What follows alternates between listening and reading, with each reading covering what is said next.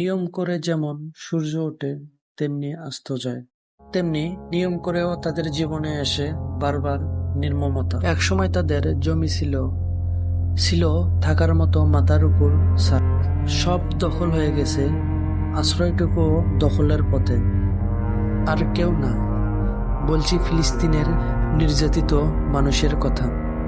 একসময় যেটা ফিলিস্তিনের জমি ছিল 41 কিলোমিটার লম্বা এবং 10 কিলোমিটার প্রস্থের, গাজা উপত্যকায় বসবাস করে 23 থেকে 24 লাখ মানুষ, যাদের 70% মানুষ দরিদ্র সীমার নিচে এবং বেকারত্বের হার 65%।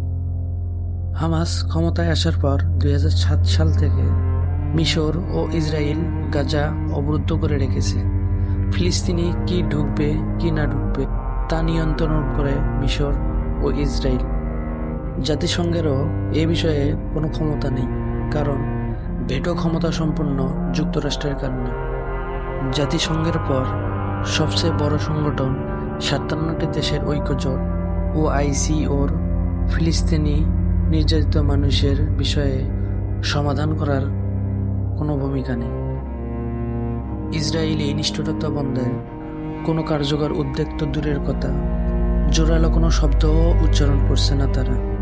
ইসরায়েলি বোমায় ক্ষতবিক্ষত সাদা কাপড়ে মোড়ানো ফিলিস্তিনের শিশুর চিৎকার ও নির্যাতিত মানুষের হাহাকার দেখেও কি জাগবে না বিশ্ব বিবেক?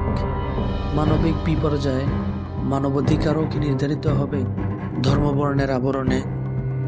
সত্যি কি জীবন তাহলে ফিলিস্তিনের নয়? তাই ধর্মবর্ণ নির্বিশেষে সবকিছু ভুলে গিয়ে আমরা কি পারি না ফিলিস্তিনি নির্যাতিত মানুষের পাশে এসে দাঁড়াতে?